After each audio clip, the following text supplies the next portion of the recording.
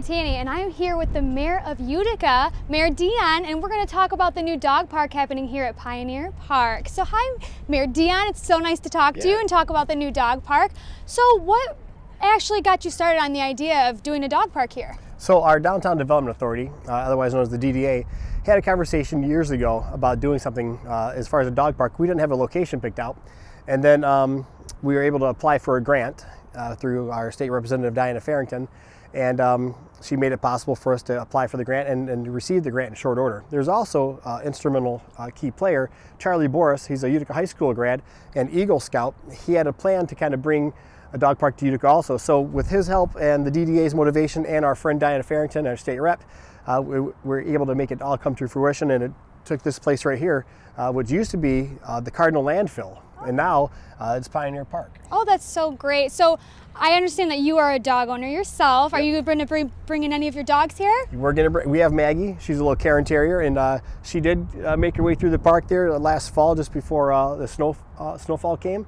And she kind of went out, had a good little play area. The good thing is we have a big area here for large dogs. We have a smaller area here for the small dogs, or maybe the dogs are a little more timid, and we can actually segregate the dogs depending on their behavior or their sizes. Okay, so you have the small dog and the big dog parts, and is there going to be something outside of here, or is it just going to be secluded to these parts here? So for the dogs immediately, this will be just the area for the dogs. However, outside this area, we have talked about either pavilions over here or play structures over in this area. Further to that, on the north end, we have plans potentially entertaining the idea of soccer fields. We've had 3 different soccer entities approach us, one being a soccer dome or a soccer building like a PSE, which is over on 23 Mile Road, something similar to that, or Total Soccer. Another gentleman wants to build a soccer stadium similar to what you'd see at Swinehart Field or the new soccer stadium in Hamtramck. Awesome. So how do you think this park will affect or benefit the members of the community? Well, there's not really a dog park per se anywhere in the local area. People love their dogs, and for most people, they're just like their children. Right. The great thing for us is it's right along the Iron Bell Trail here, so you can go up to River Bends Park. You can come into downtown Utica, walk your dog, and enjoy this beautiful park here. It gives the dog off-leash play, which, if you live in a small city like Utica, there's not a lot of places to run your dog. Right. So it's good for the neighborhood, it's good for the dogs, it's good for the community members to come together. And the good thing about this is, being that we're neighbors with Shelby Township, we have the ability to have a reciprocity program where our Shelby Township residents are treated actually the same as Utica residents, and we share that reciprocity through all the parks between Shelby Township and Utica. Okay, so you talked about the no-leash policy for the dogs. Do you have anyone concerned about whether, dogs might get in fights or anything like that? Have you heard any concern about that? Yeah, it's always a concern. We ask people to make sure that they have a dog, and they're bringing them here, that they're of good temperament, they are well trained as far as, they're friendly, they're socialized. And if they're not, we have the other small dog park area where they could go and they could play in there if they're less social. But we do have people that are concerned. But the good thing about that too is it's going to be required that your dogs have their shots, that they're licensed, and they're collared. So we'll have some responsibility. The other good thing too is when people come here, they're going to have a key fob system which shows who came in and who left. Okay. And so there's some accountability to be had as well. So will it be a free type of thing, or is it like free to local people, or is it just something you have to get kind of a subscription for? There'll be an annual fee, and right now what we're thinking is about $25 fee for our Utica and Shelby Township residents. And what that does is that helps maintain the grounds, because there is going to be maintenance with picking up the dog debris, mowing the lawn, the watering, et cetera, et cetera. So we're thinking about a $25 annual fee, which really, when you think about it, it's not a lot to bring your dog here to a beautiful park. It's a safe place.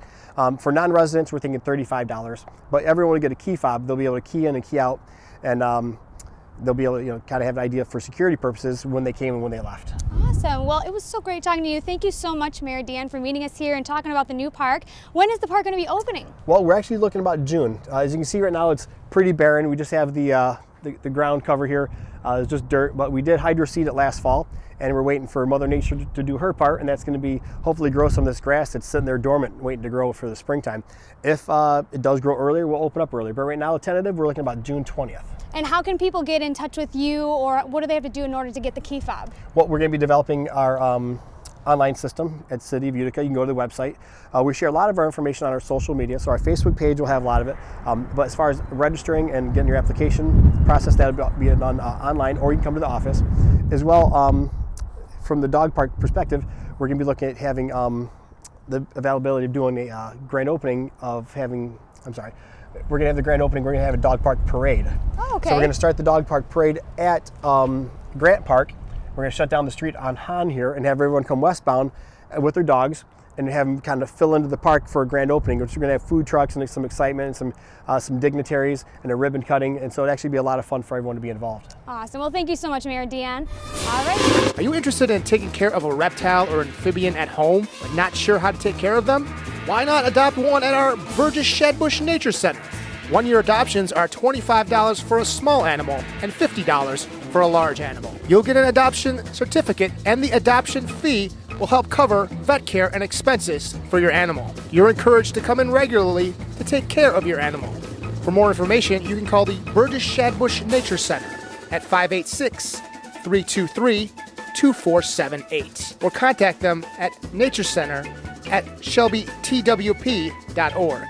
You can visit the Nature Center yourself at 4101 Riverbends Drive, off of the Ryan Road entrance of Riverbends Park. Hi, welcome to the Burgess Shadbush Nature Center. Today we're doing another creature feature. We are going to be talking today about the eastern gray tree frog. So this guy here is a Michigan native. Tree frogs, like all frogs, are amphibians, which means that they spend their lives the beginning of their lives as tadpoles in the water, and then they emerge to become terrestrial adults. These guys are particularly known, tree frogs, for their ability to climb.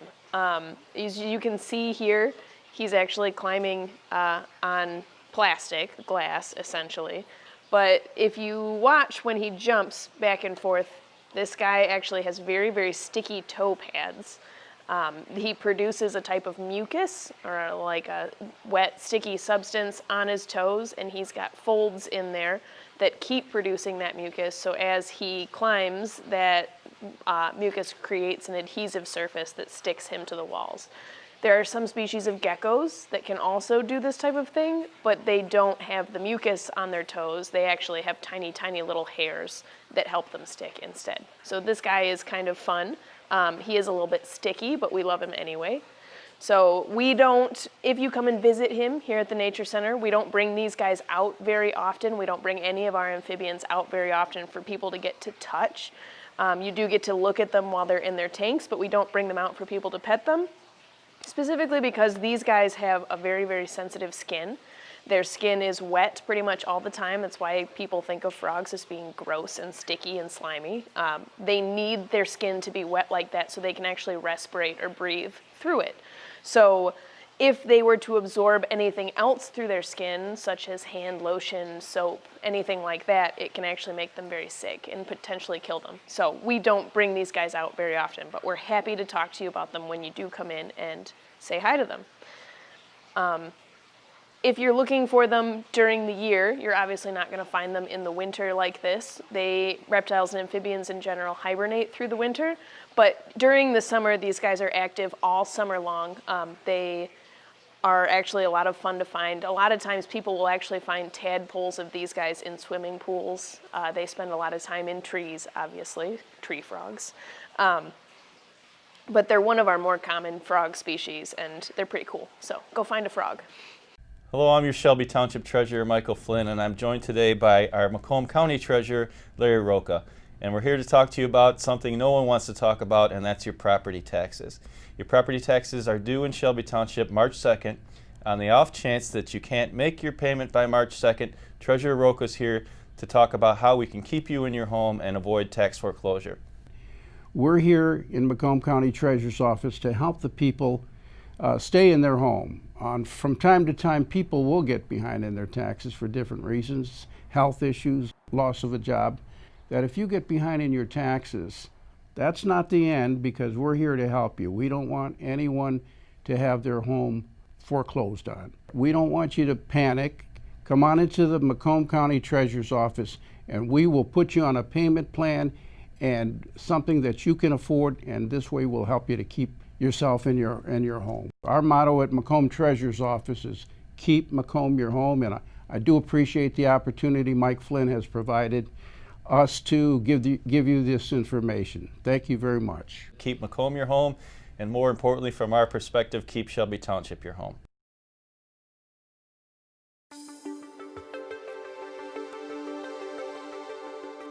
Looking for a night to test your wits or pop culture knowledge? Then mark your calendars for Shelby's Library Trivia Night. From history to sports, this is the place where a Cliff Clavin can really know it all. May 6th is the next trivia night at the Shelby Library, where the galaxy far, far away comes to Shelby. If you'd like to know more about library events or anything else happening in Shelby area, visit our website, shelbytwp.org, and take a look at our events calendar and other things happening in the Shelby area.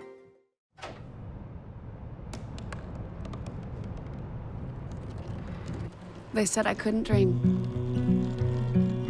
Called me a piece of trash and swore that's all I'd ever be.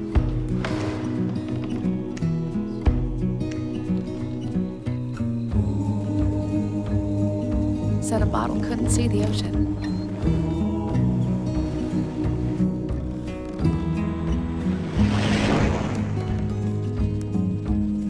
Give up. Go back to the dumpster. But I didn't listen.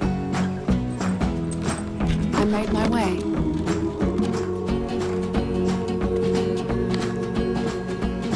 And now, I am what I've always wanted to be.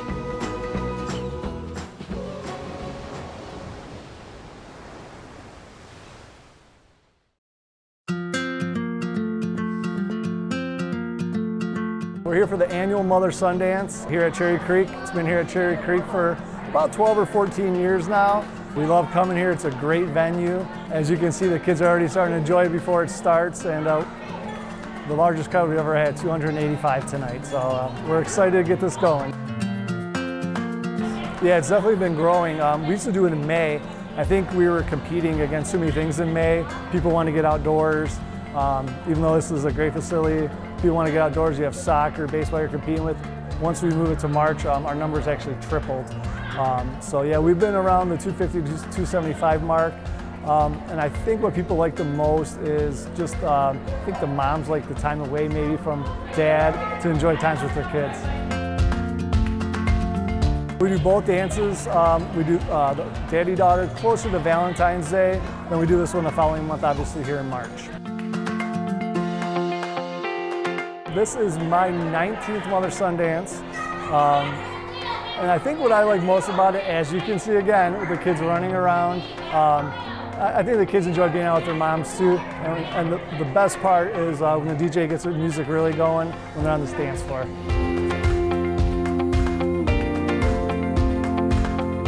About it through Facebook. We also heard about it through friends. My cousin-in-law was coming with her son, and we said, let's join them, right? Yeah.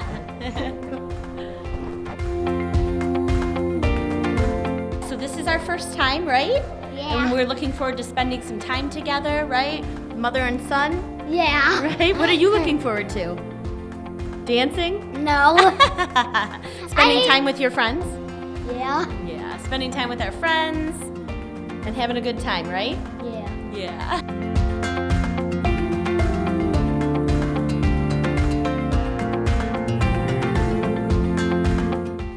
If you'd like to know more about Parks and Recs events or anything else happening in Shelby area, visit our website shelbytwp.org and take a look at our events calendar for more things happening in Shelby.